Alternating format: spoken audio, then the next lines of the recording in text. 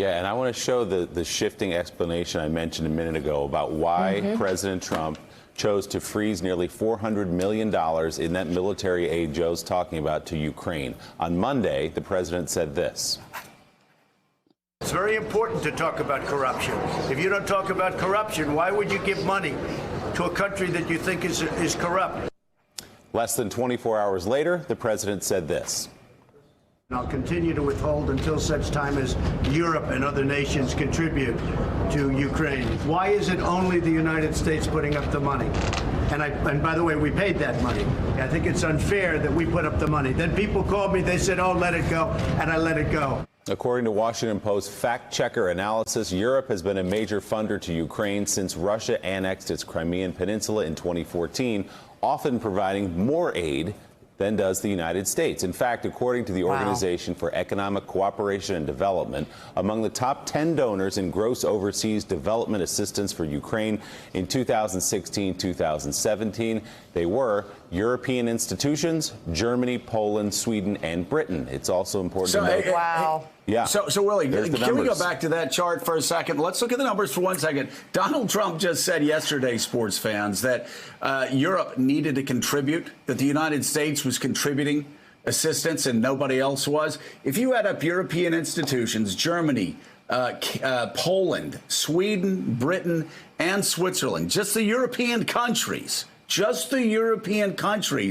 they actually have contributed in gross overseas development assistance for Ukraine in 16 and 17, at least 3 times as much as the United States. So, Willie, another excuse, another lie. It did feel like he was reaching into the bag of greatest hits. Remember, this is an argument for NATO as well, that Europe's not paying enough, NATO membership's not paying enough, so we're going to withhold from them. Kind of feels like he made it up on the fly at the UN yesterday. Yeah, burden sharing has been a staple of the argument for 50 years. The problem is the facts don't support it. Let's just come back to the basics here. I actually think this is qualitatively different and more serious than 2016. It's not simply inviting a foreign government to get involved in the American political process. But it's also something he can do now that he couldn't do in 2016. He has the powers of the presidency at his disposal. He's the commander-in-chief. He has the foreign affairs power. So to me, what is decisively different about this is the ability to leverage the availability of U.S. security assistance. That is something no candidate can do. It's only something an incumbent president can do. That, to me, is where a line is crossed. Let's go to Heidi and Jake now for more on that extraordinary address that Speaker Pelosi made yesterday. Heidi, I'll start with you. I guess my question this morning is, what is different procedurally now? Because there was not a special committee appointed. In fact, inside that meeting with the caucus, Speaker Pelosi is quoted as saying, it doesn't change much from what's already going on, beside the fact that I'm now with you on this. What will happen is that Thursday will be another inflection point tomorrow when we get that whistleblower complaint. We've seen a big shift here in the way that Republicans have responded to this, in that the Republican Senate voted unanimously to release that whistleblower complaint. The House is going to do the same.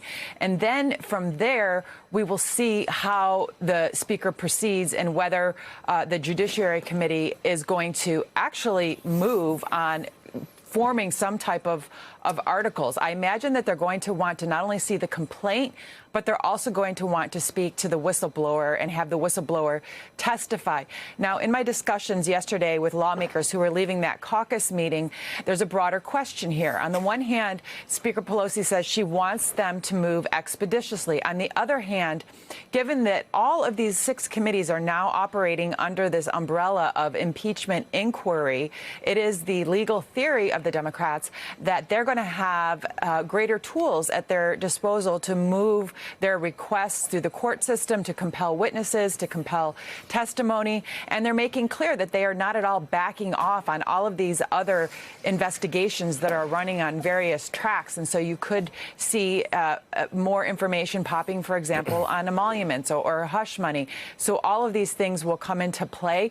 But the one thing that among many, actually, that, Richard mentioned about the lines that have been crossed here and how this is different from 2016. Based on my reporting, Speaker Pelosi also said in the meeting to members, look, this is not just the president asking a foreign country to provide or using assistance from a foreign country, opposition research on their opponent, but this is at the president demanding that a foreign country actually actually manufacture this evidence, because we've already reported, as have numerous outlets, that the Ukrainians themselves dispute the facts in this case, that this case regarding this prosecutor who Trump alleges there was something nefarious with Biden's involvement in firing him, was accused of corruption himself, and that the case itself had been dormant for about a year. So that's yet another way in which this distinguishes from 2016. So, Jake, as you know very well, Speaker Pelosi has held off the impeachment caucus among Democrats for a couple of years now, and it's really intensified in the last few months. She's held the line, saying she thinks it's good for the president. We ought not do it. What broke the dam for her? What was the moment? What did she see where she said, all right, I'm with you now. I'm going to go out and address the country? I'm going to play devil's advocate for a second, and I'm going to answer your question in the form of answering a larger question, which is nothing changed. Nancy Pelosi put a name on this. Impeachment inquiry is not a legal standard. It's a phony deal. It's a political title that she is giving to a process, as Heidi noted, she is now behind. That's important because for many months, Jerry Nadler and Nancy Pelosi were working against each other. They were clashing. Jerry Nadler was way far out. Nancy Pelosi, as of last week, a week and a half ago, said that impeachment is divisive, and she declined to even answer questions about it.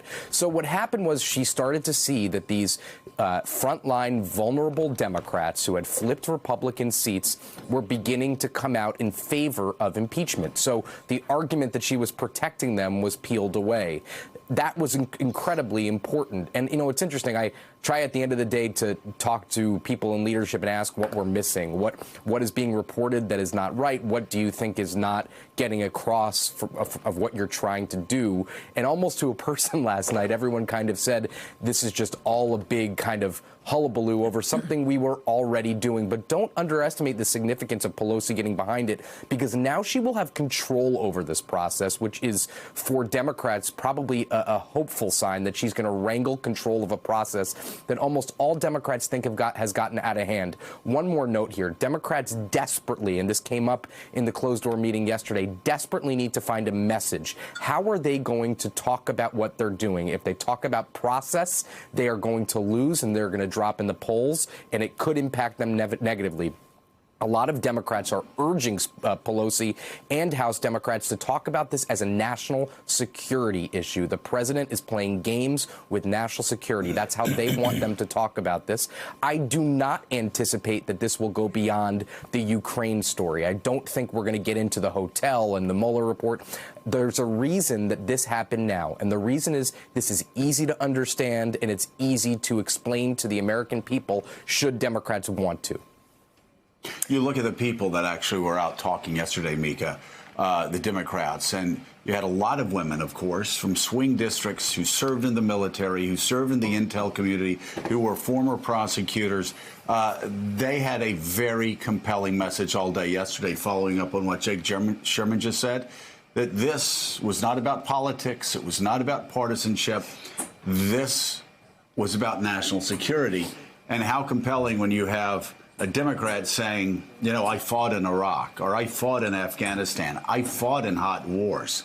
The idea that somebody would withhold badly needed weaponry for political reasons at home is beyond the pale. So Jake's exactly right. If this continues to be about national security and the president actually undermining America's national security across the world, undermining allies who are invaded by Vladimir Putin in Russia for his own political gain, that is a message that will have resonance with a lot of Americans. And, of course, we all remember he told George Stephanopoulos that he would do something like this, that he would get dirt on a political opponent from a foreign entity. Everybody was gobsmacked at the thought of it.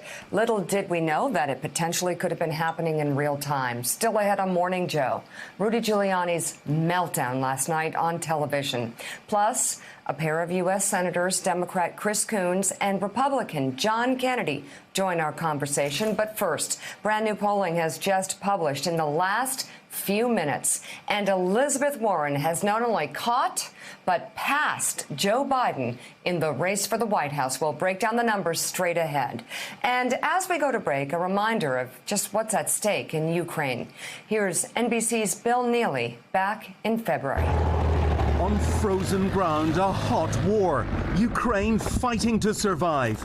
Its troops take us to the front line, where they're battling Russian-backed separatists. Russian-made? Yep. We sprint across open ground and into trench warfare, an extraordinary vision of World War I in today's Europe. A 5-year war almost forgotten by the world. They worry Russian troops will invade. It's my country. It's my earth. It's mine. I'm born in this place. You don't want to live under Russian rule? No. Never. Never.